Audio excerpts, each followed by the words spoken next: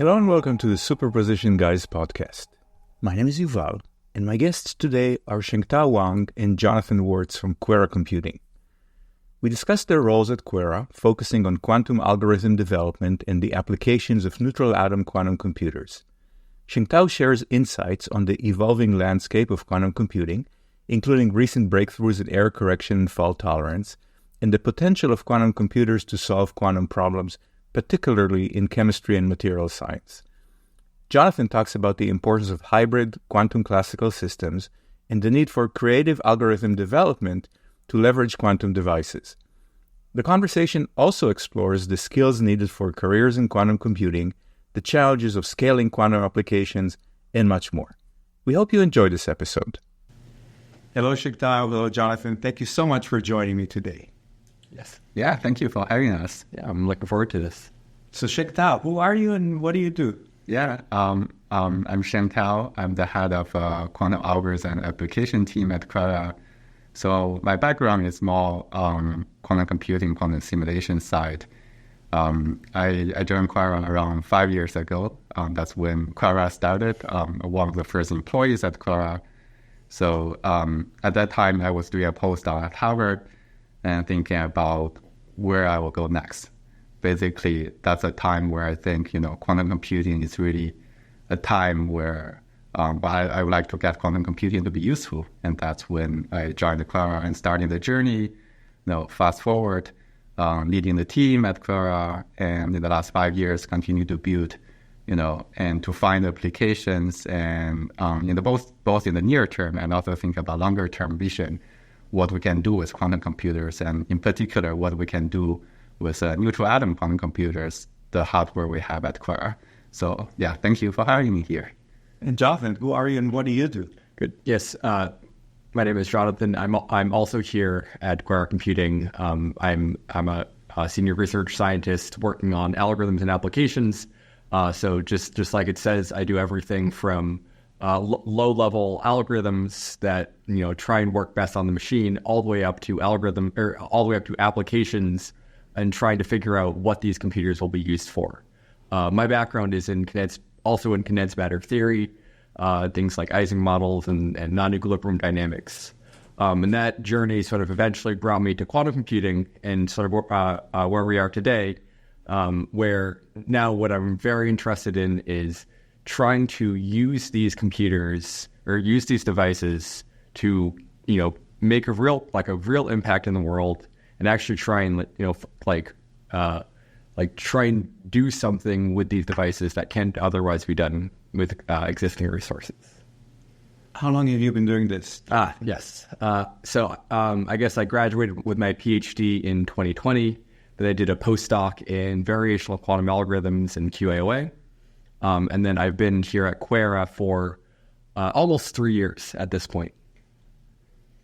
So Shengtao, you've been here for 5 years, and Jonathan, you've been here for 3.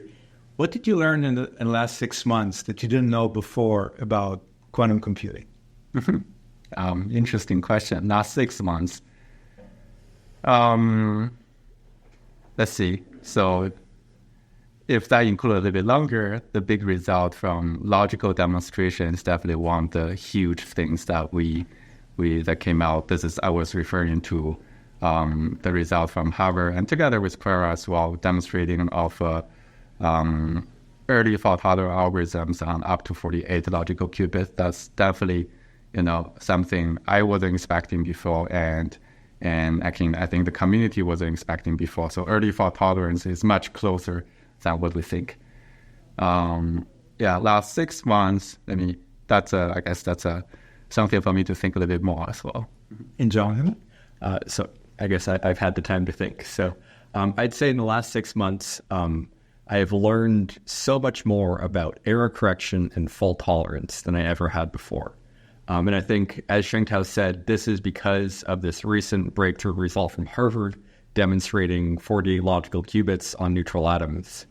But what's interesting is because we are thinking very hard about hardware-level error correction, it's probably given me a very backward view of how error correction works from a very functional compiler level, like feed forward, like actually nuts and bolts, what needs to happen, for these, in order for these codes to work. So I'm actually very curious to continue this journey and hopefully one day actually have a full, fault tolerant device.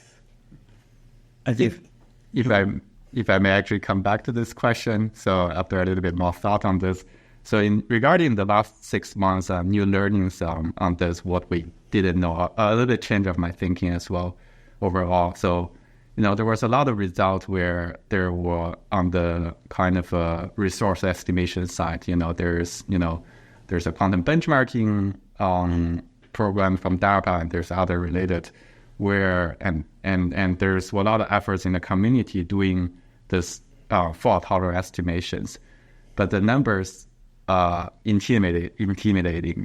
They can range from 10 to the 15 TGAs to much larger even. And then what we learned also, NIS algorithm is also kind of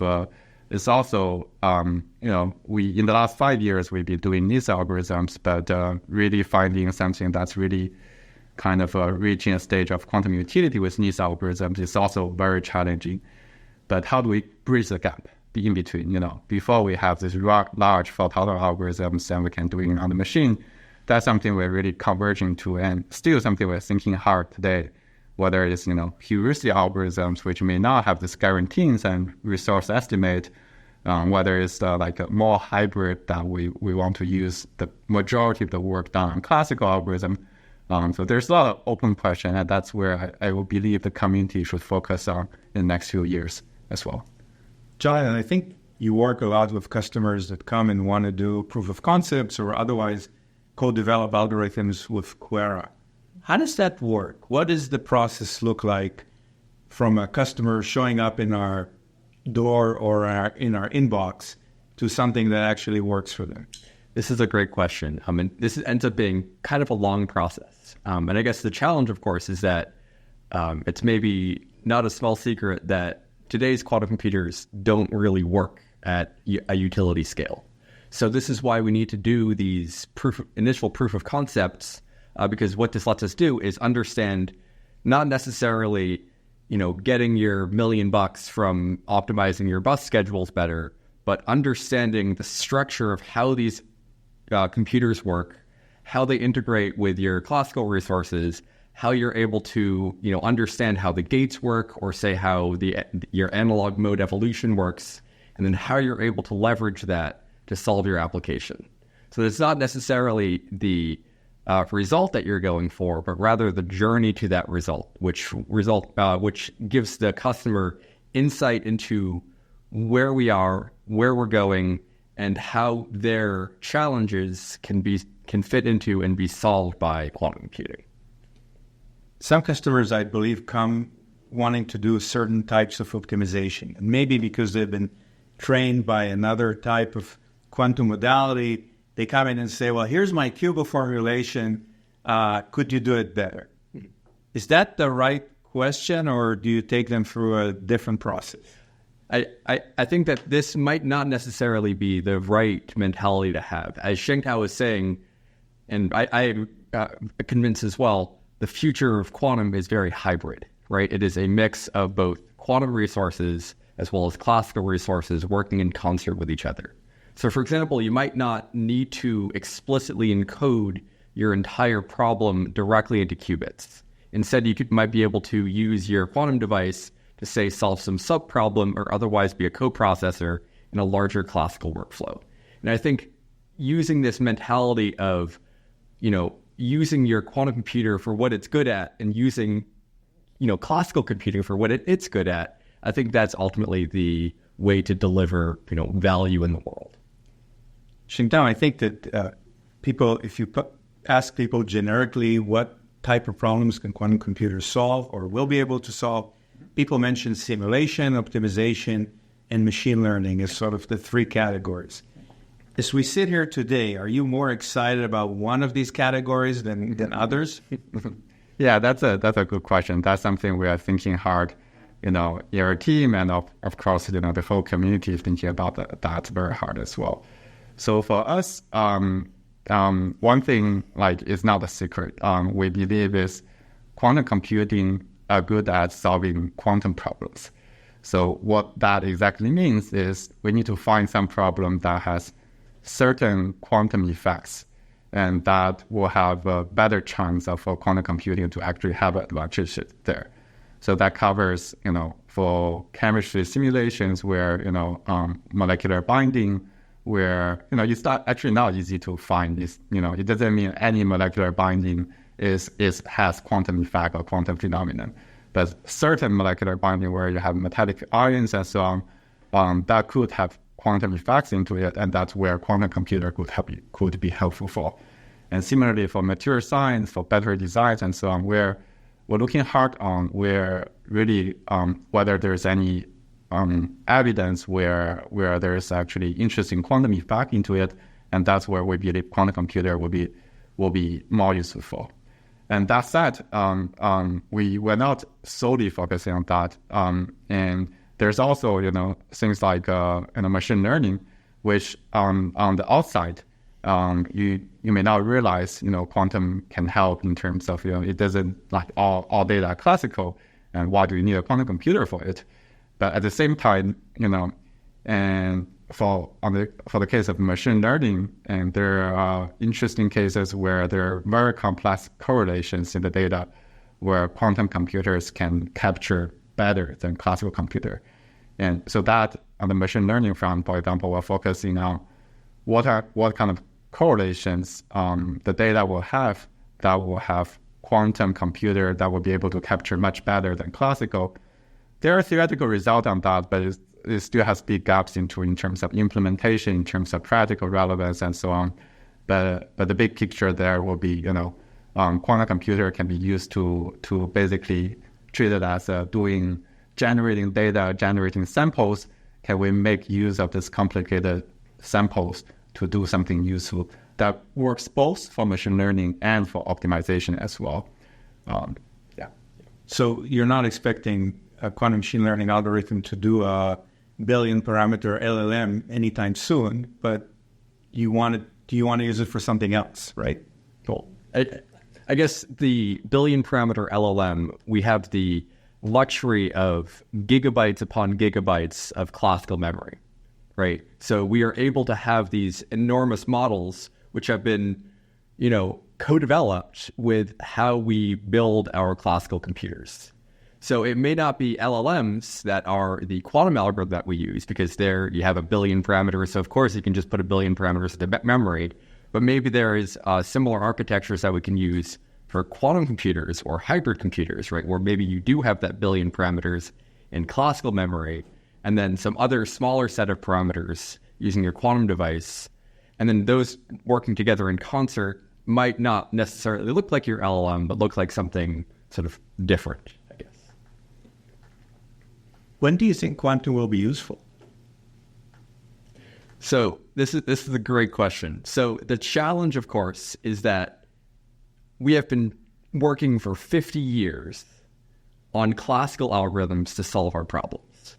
And what this means is that we have 50 years of incredible progress in things like machine learning, in terms of things like, quantum simulation, like DFT, and other quantum chemistry methods, in things like optimization, things like heuristic algorithms, branch and bound, all of these wonderful ideas that we've had.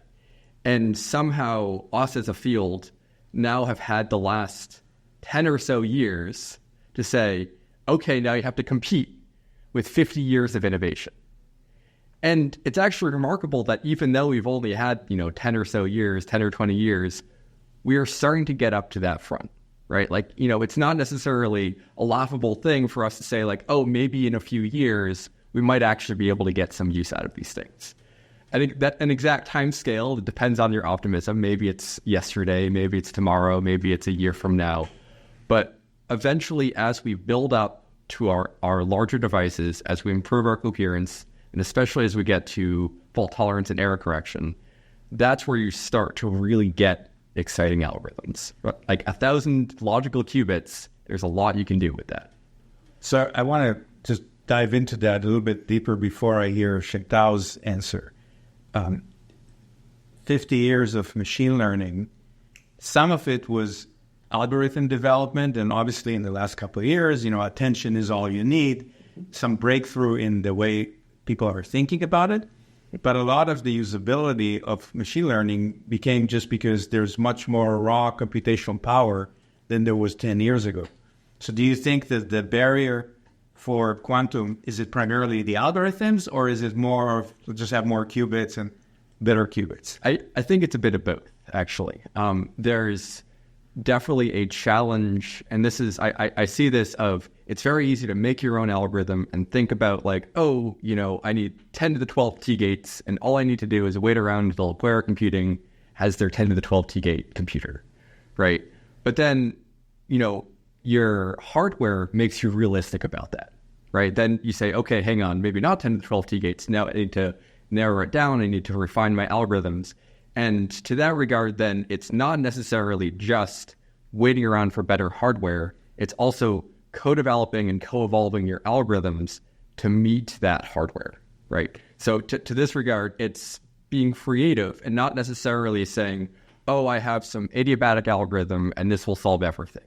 Like, no, that's not going to solve everything. You need to have everything else around it. Like, okay, what if we have, hybrid analog digital modes, for example? Can we start playing with things like that? What if we have different, quantum classical post-processing methods for machine learning? All of these extra tools, which are built in the context of the hardware that you know today and you understand for tomorrow, that's how we can catch up. In Shengtao, when do you think quantum will be useful? Yeah, that's the most popular question I got asked, but that's always a very tricky one. So I know some people in the community and some people outside the community are always saying, quantum computing is always 5 years away, no matter where you start. And that has been the case maybe in the past decade or so. My hope is really to see quantum computing to be useful in 5 years. That's more of a hope than a prediction. There's a lot of unknown to be there, to be discovered. Actually, for your question of where's hardware versus algorithm, where's more risk there. To quote a professor from MIT, actually, he's an experimentalist. He believes now the higher risk is actually on algorithms and application in the next few years. And we know where the hardware is going to be at in a few years. And by now, we are confident in the next few years, we can reach 100 logical qubits and beyond. But, what can we do with them?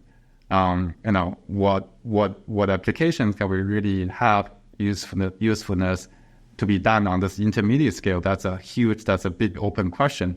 And that's incumbent on us to continue to work on that, both within our team, within QuEra, of course, but working with customers and also the entire community need to focus on that, like to develop algorithms and applications that can be, that can be done on this intermediate scale on the computers.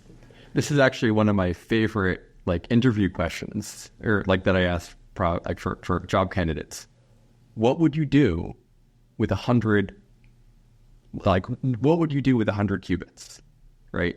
That's above the scale that you can simulate, but below the scale that you might be able to do some large, factoring algorithm or, other very powerful thing.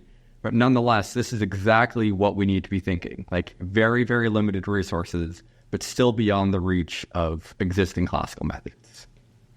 I don't want to put you in an uncomfortable situation within the company, but do you still believe that neutral atoms is the way to go? Yeah, that's absolutely. That's even more so in the last year or so. I came from a background, my PhD.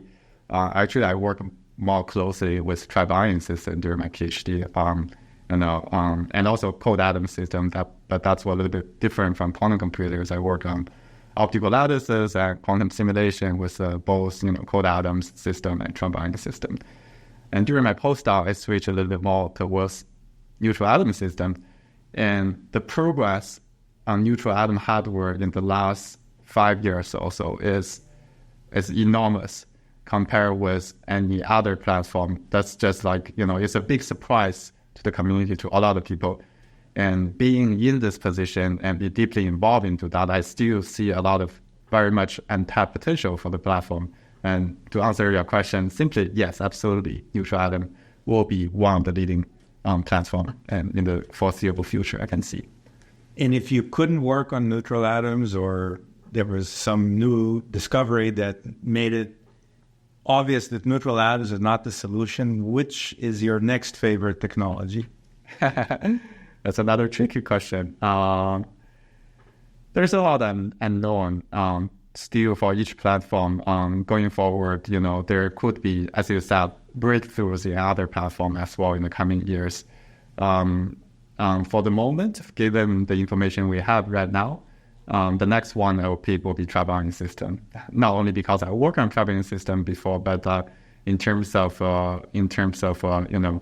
closeness to some of the uniqueness of neutral atom system, there's also parallel there. Of course, there's a huge difference as well, but that would be my bet. So maybe to answer this question of if neutral atoms are the leading platform, I think to put on my very QuEra hat, yes, absolutely. I guess from the day-to-day perspective, when I'm thinking about using these devices, I usually think about their limitations. So for example, neutral atoms typically have a lower shot rate than, say, superconducting devices. So then now you need to be thinking, now you only have a 10 hertz shot rate, so what do we do with that? But then also when you consider, but then this sort of forgets about the advantages, right? So for example, we've sort of broken this barrier of high fidelity, right? And we are able to scale to very large systems, right? Like we're working on 200 plus qubits, and we can have that with an all-to-all connectivity, right? Which, makes it much easier for things like compilers.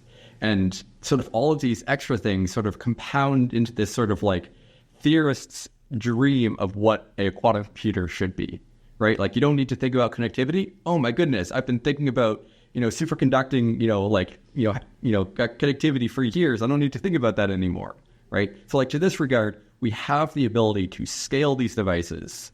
We have the ability to improve the fidelity of these devices.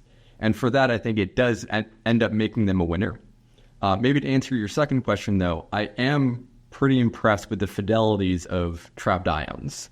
And I think if there was any sort of second way forwards, it would probably be with trapped ions. And there's always that whisper in the darkness of the 100,000 coherent photons, single photons, just coming out and just solving all of our problems. So probably trapped ions and photons would be my two other modalities. That would be if suddenly we discovered that rubidium didn't work or neutral atoms don't work, that's probably what I would go and look at. You mentioned an interview question. One of my favorite interview questions I was asked that many years ago is to explain what a spiral staircase is without using my hands. But what kind of people are you looking for? What are the skills of people that want to get into quantum application development and quantum algorithm development that would be useful for a company like QuEra?